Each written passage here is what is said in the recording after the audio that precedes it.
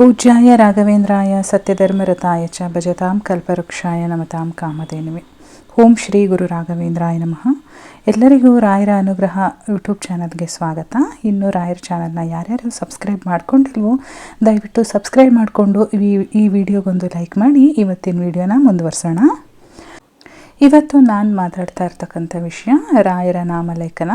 ರಾಯರ ನಾಮಲೇಖನನ ಹೇಗೆ ಮಾಡಬೇಕು ಅಂತೇಳಿ ತುಂಬ ಜನ ಕಮೆಂಟ್ ಮಾಡಿ ಕೇಳಿದ್ರಿ. ಹಾಗಾಗಿ ಈ ವಿಷಯನ ತಗೊಂಡಿದ್ದೀನಿ. ಸಾಕಷ್ಟು ವಿಷಯಗಳನ್ನ ಕೇಳಿದ್ದೀನಿ, ಒಂದಾದಮೇಲೆ ಒಂದು ನಾನು ವಿಡಿಯೋಗಳನ್ನ ಮಾಡ್ತಾ ಹೋಗ್ತೀನಿ. ದಯವಿಟ್ಟು ಲೇಟ್ ಆಯಿತು ಅಂತ ತಪ್ಪು ಭಾವಿಸ್ಕೋಬೇಡಿ. ತುಂಬ ಜನಕ್ಕೆ ಮನಸ್ಸಲ್ಲಿ ಗೊಂದಲ ಇರುತ್ತೆ, ನಾವು ನಾಮಲೇಖನ ಬುಕ್ ಬರೆಯೋದಕ್ಕೆ ಬುಕ್ ಎಲ್ಲಿಂದ ತೊಗೊಳೋದು, ಯಾವ ಪೆನ್ನಲ್ಲಿ ಬರೆಯೋದು, ಬರೆದಾದ್ಮೇಲೆ ಆ ಬುಕ್ಕನ್ನ ಏನು ಮಾಡೋದು, ಈ ಥರದ್ದು ಒಂದು ಕ್ವಶನ್ ಮಾರ್ಕ್ ಇರುತ್ತೆ.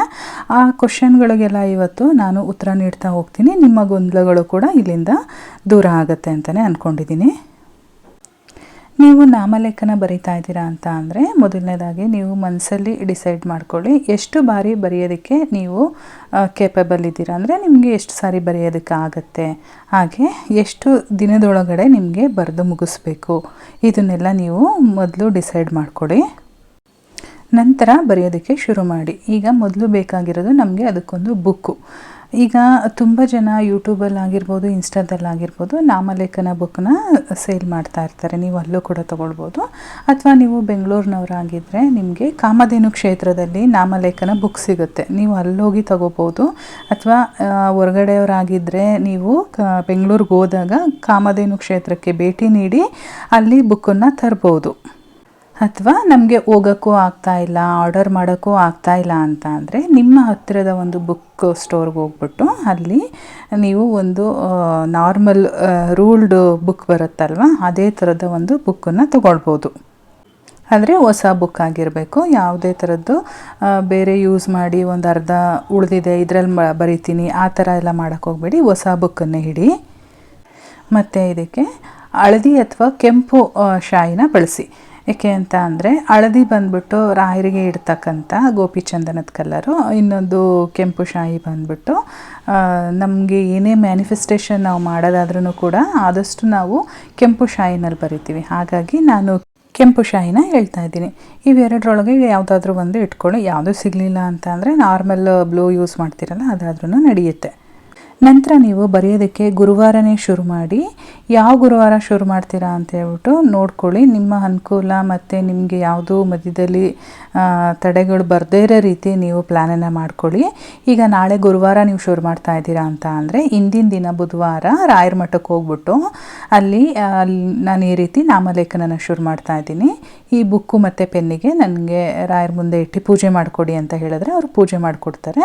ಸೊ ನೀವು ಆ ರೀತಿ ಪೂಜೆ ಮಾಡಿಸ್ಕೊಂಡು ಒಂದು 3 ಸುತ್ತು ಪ್ರದಕ್ಷಿಣೆ ಹಾಕಿ ರಾಯರ ಮುಂದೆ ಕೂತ್ಕೊಂಡು, ರಾಯರೇ ನಾನು ಇಂಥ ಒಂದು ಸಂಕಲ್ಪಕ್ಕೆ ನಾನು ನಿಮ್ಮ ನಾಮಲೇಖನ ಮಾಡ್ತಾ ಇದ್ದೀನಿ, ಹಾಗಾಗಿ ನನ್ನ ಇಂಥ ಒಂದು ಸಂಕಲ್ಪನ ಈಡೇರಿಸ್ಕೊಡಿ ಅಂತ ಹೇಳ್ಬಿಟ್ಟು ನೀವು ರಾಯರ ಹತ್ರ ಬೇಡ್ಕೊಂಡು ಆ ಬುಕ್ಕನ್ನು ತಂದು ಬೆಳಗ್ಗೆ ಎದ್ದು ಗುರುವಾರ ಬ್ರಾಹ್ಮಿ ಮುಹೂರ್ತದಲ್ಲಿ ಮನೆಯಲ್ಲಿ ಇರ್ತಕ್ಕಂಥ ಫೋಟೋಗೆ ಪೂಜೆನ ಮಾಡಿ. ನಾರ್ಮಲಾಗಿ ನೀವು ಗುರುವಾರ ಯಾವ ರೀತಿ ಮಾಡ್ತೀರಾ, ನೋಡಿಲ್ಲ ಅಂತ ಅಂದರೆ ನಾನು ಯಾವ ರೀತಿ ಮಾಡ್ತೀನಿ ಸಿಂಪಲ್ಲಾಗಿ ಅನ್ನೋದನ್ನು ಈಗ ಆಲ್ರೆಡಿ ವಿಡಿಯೋ ಮಾಡಿದ್ದೀನಿ, ನೀವು ಅದರಲ್ಲಿ ನೋಡ್ಕೊಳ್ಬೋದು. ನಾನು ಇಲ್ಲಿ ಐಕಾರ್ಡಲ್ಲಿ ಹಾಕಿರ್ತೀನಿ. ಆ ರೀತಿ ಪೂಜೆ ಮಾಡಿಕೊಂಡು ಬ್ರಾಹ್ಮಿ ಮುಹೂರ್ತದಲ್ಲಿ ನೀವು ಎಷ್ಟು ಸಲ ಬರೆಯೋಕ್ಕಾಗತ್ತೆ, 101 ಸಲ ಅಥವಾ 108 ಸರಿ, 1001 ಸರಿ, 5001 ಸರಿ, ನಿಮ್ಮ ಕೆಪಾಸಿಟಿ ಹಿಂಗಿದೆ. ಕೆಲವರು ಟೈಮ್ ಇರಲ್ಲ ಅಂಥವರು 11, 51 ಹೀಗೆಲ್ಲ ಬರೀತಾರೆ. ನೀವು ನೋಡಿಕೊಂಡು ಎಷ್ಟು ಸಲ ಬರೆಯೋಕ್ಕಾಗತ್ತೆ, ನೀವು ಎಷ್ಟು ಬರೀಬೇಕು, ಎಷ್ಟು ದಿನದೊಳಗಡೆ ಅಂದ್ಕೊಂಡಿದ್ದೀರಾ ಅದ್ರ ಮೇಲೆ ಡಿಪೆಂಡ್ ಮಾಡಿಕೊಂಡು ಟೈಮ್ನ ಶುರು ಮಾಡ್ಬೋದು.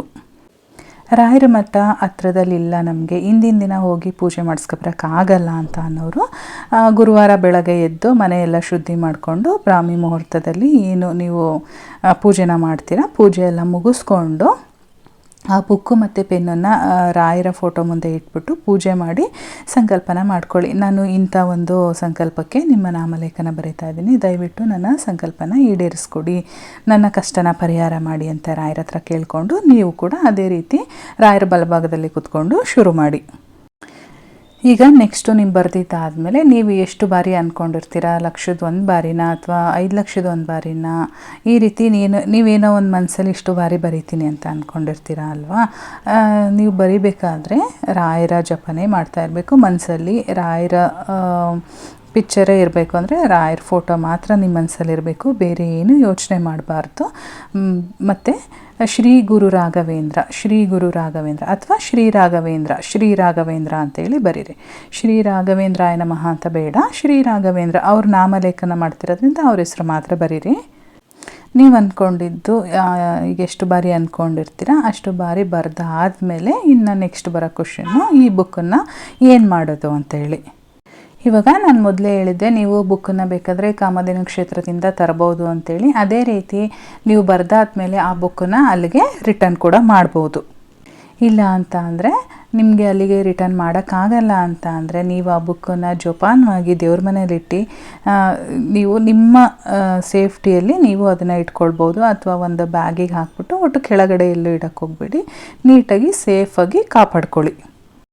ಇದರಿಂದ ನೀವು ಯಾವ ಕೆಲಸಕ್ಕೋಸ್ಕರ ಈ ಸಂಕಲ್ಪ ಸೇವೆನ ನಾಮಲೇಖನ ಸೇವೆನ ರಾಯರಿಗೆ ಮಾಡಿದಿರೋ ಖಂಡಿತವಾಗ್ಲೂ ನಿಮ್ಮ ಸಂಕಷ್ಟ ಎಲ್ಲ ಪರಿಹಾರ ಆಗುತ್ತೆ. ರಾಯರನ್ನು ನಂಬಿ ಮಾಡಿ, ಎಲ್ಲದೂ ಕೂಡ ಒಳ್ಳೆಯದಾಗಲಿ.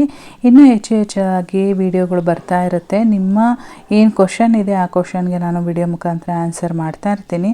ಸೊ ಇವತ್ತಿನ ವಿಡಿಯೋ ನಿಮಗೆಲ್ಲ ಇಷ್ಟ ಆಗಿದ್ದರೆ ರಾಯರಾಗೆ ಒಂದು ಲೈಕ್ ಮಾಡಿ, ಜೊತೆಗೆ ಸಬ್ಸ್ಕ್ರೈಬ್ ಮಾಡಿಕೊಂಡು ಪಕ್ಕದಲ್ಲೇ ಕಾಣಿಸೋ ಬೆಲ್ಲೈಕನ್ ಮೇಲೆ ಕೂಡ ಕ್ಲಿಕ್ ಮಾಡ್ಕೊಳ್ಳಿ. ನಾನು ಮತ್ತೆ ಸಿಗ್ತೀನಿ ಮುಂದಿನ ವಿಡಿಯೋದಲ್ಲಿ. ಅಲ್ಲಿವರೆಗೂ ಧನ್ಯವಾದಗಳು.